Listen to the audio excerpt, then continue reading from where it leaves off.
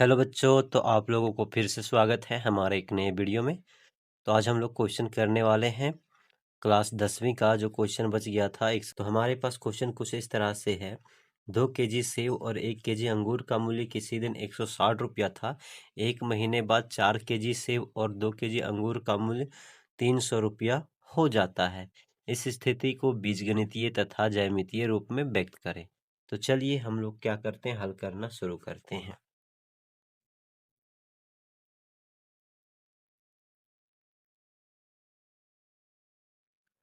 तो ये हमारा दो चर वाले रैखिक समीकरण है, यानी कि इसमें दो वेरिएबल मानेंगे। तो सबसे पहले लिखेंगे माना 1 केजी सेब का मूल्य,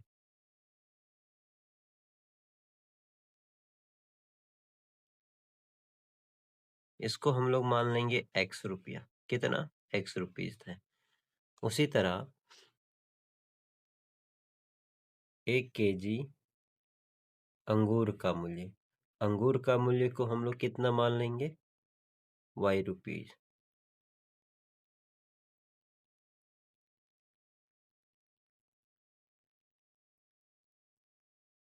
तो सबसे पहले हम लोग इस स्थिति को बीजगणितीय रूप में व्यक्त करते हैं।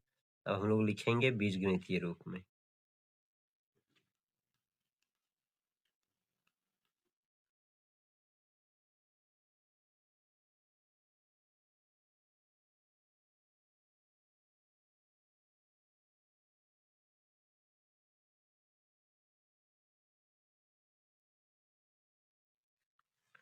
तो बीजगणितीय रूप में लिखने के लिए हम लोगों के पास जो क्वेश्चन है उस हिसाब से लिखेंगे।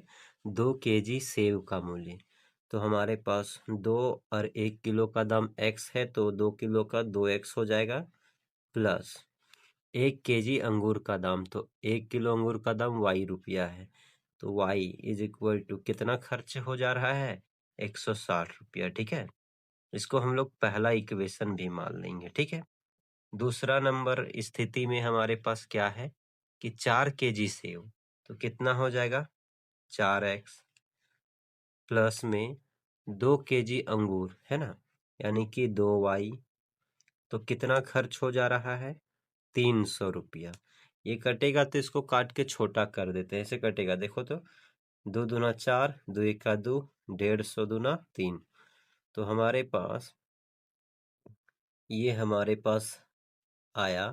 तो ये हमारे पास जो इक्वेशन बन के आया वो 2x प्लस में y बराबर 150।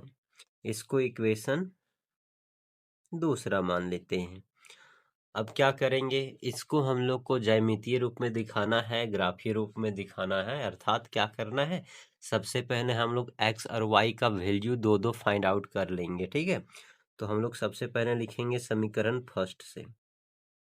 समीकरण फर्स्ट से, तो हमारे पास समीकरण जो फर्स्ट है वो हमारे पास क्या है 2x प्लस में y बराबर 160 है। ठीक है, हम y को इधर रखते हैं। ठीक है, तो y को इधर रखें तो y बराबर हमारे पास हो जाएगा 160, और इधर 2x प्लस में, उधर जाएगा तो माइनस में। अब हम लोग एक तालिका बना लेंगे। ठीक है,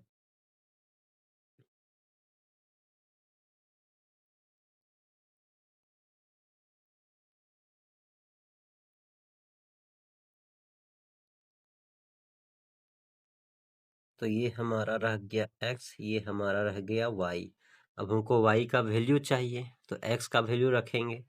तो अगर हम लोग x का वैल्यू अगर 40 रखते हैं, 40, तो ये हमारा 40 दूना 80, कितना? 80। 40 दूना 80। अब 160 में 80 घटेगा तो 80 बचेगा, तो y का वैल्यू कितना आ जाएगा? 80 आ जाएगा, है ना। अगर हम लोग x का वैल्यू 50 रखते हैं, तो ये हमारा 50 दूना 100, और y का वैल्यू कितना आ जाएगा? 60 आ जाएगा।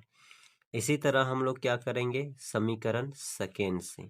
ठीक है, समीकरण सेकेंड से, तो समीकरण सेकेंड हमारे पास क्या है वो देख लेते हैं।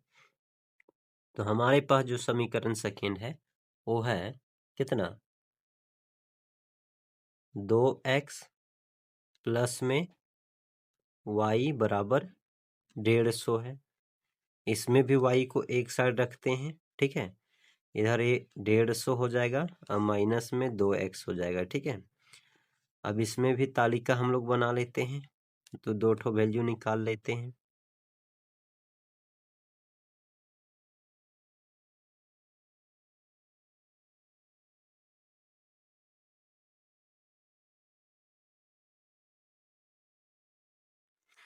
फिर से y का वैल्यू हम लोग कितना रख लेते हैं, 40 रख लेते हैं। तो 40 दूना 80, 150 में 80 घटेगा तो y का वैल्यू 70 आएगा। अगर x का वैल्यू 50 रखते हैं तो ये हमारा 50 दूना 100, 150 में 100 घटेगा तो ये भी 50 आएगा। अब हम लोग क्या करते हैं, इसको ग्राफीय रूप में हल कर देते हैं, ठीक है। तो चलिए हम लोग अब इसको ग्राफ में दिखाते हैं। अगर आपके पास ग्राफ पेपर होगा तो आप ग्राफ पेपर का इस्तेमाल करोगे, अगर नहीं होगा तो आप ऐसे वाइट पेज में बनाओगे और ये जो बनाओगे स्केल यूज करोगे और ये दोनों के बीच का जो डिस्टेंस होना चाहिए वो बराबर होना चाहिए दोनों तरफ, यानी कि आप इसमें स्केल का इस्तेमाल करोगे। अब हम लोगों के पास जो हाईएस्ट वैल्यू है वो 80 है, तो हम लोग 20-20 का इंटरवल में ले लिए हैं, ठीक है। आप लोग को जैसा पड़े आप वैसा इंटरवल ले सकते हैं दोनों साइड। हम मेरा पास स्पेस कम था तो हम 20-20 का इंटरवल लिए हैं, आप 10-10 का ले सकते हो, ठीक है। लेकिन मेरे लिए अच्छा है 20-20 का हम लिए हैं, आपको जो अच्छा लगेगा आपके स्पेस के अनुसार। ग्राफ को हम पूरा नहीं बनाए हैं क्योंकि मेरा वैल्यू जो है वो सारा पॉजिटिव है, यानी कि हम लोग जानते हैं कि अगर सारा वैल्यू धनात्मक रहता है तो वो फर्स्ट क्वाड्रेंट में लाई करेगा, इसलिए हम सिर्फ फर्स्ट क्वाड्रेंट ही बनाए हैं। तो चलिए सॉल्व करते हैं। अब हमारे पास पहला जो ये है, इसमें अगर y x 40 है तो y 80, यानी कि x 40 है तो y 80, तो आप स्केल का इस्तेमाल करते हुए x 40 तो y का वैल्यू 80, यानी कि डॉट डॉट से आप ऐसे से मिलाओगे, ठीक है। और इधर से ये दोनों उसमें मिलाओगे तो हमारा ये पॉइंट मिला, ठीक है। दूसरा हमारे पास x 60 x 50 तो y 60 है ना।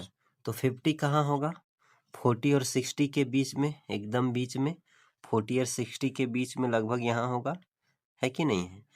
तो अगर x 50 तो y 60, x 50 तो y 60, x 50 तो y 60, x 50 ले लिए और y 60 लेना है हम लोग को। Dot dot dot dot dot से मिलाते जाएंगे हम लोग, यहाँ आ गया और ये y हमारा 60,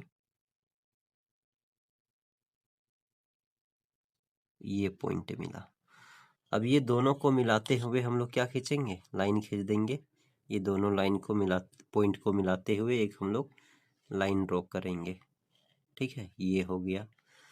अब दूसरा इक्वेशन के लिए जो वैल्यू था, y का वैल्यू अगर y 40 है तो सॉरी x 40 है तो ये हमारा 70, y का वैल्यू 70, यानी कि लगभग यहाँ x 40 तो y 70, ये दोनों के बीच में होगा लगभग यहाँ, है कि नहीं। अब मिलाते हुए हम लोग डॉट डॉट करते करते लाइन खींच देंगे, dot dot dot dot dot dot dot dot, तो इस पॉइंट में इंटरसेक्ट हो रहा है।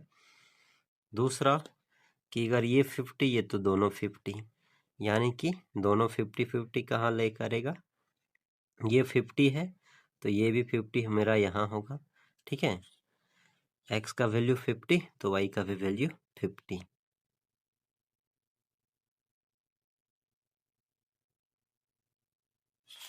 ये दोनों यहाँ इंटरसेक्ट कर रहे हैं। अब ये दोनों को मिलाते हुए लाइन खींचेंगे हम लोग,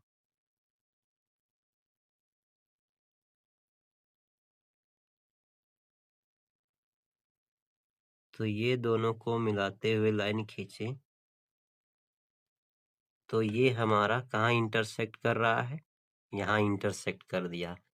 तो यहाँ से इंटरसेक्ट कर दिया तो यहाँ से y पर कितना आ गया हमारा y का वैल्यू 80 आ गया और x का वैल्यू कितना हो गया, हाँ इंटरसेक्ट कर रहा है तो x का वैल्यू 40 आ गया। तो इस हिसाब से हमारा जो आया वो 1 केजी सेब का मूल्य, सेब का मूल्य जो आया वो हमारा कितना आया 40 रुपया, क्योंकि x का वैल्यू 40 आया और x माने थे। और अंगूर का जो मूल्य आया हमारे पास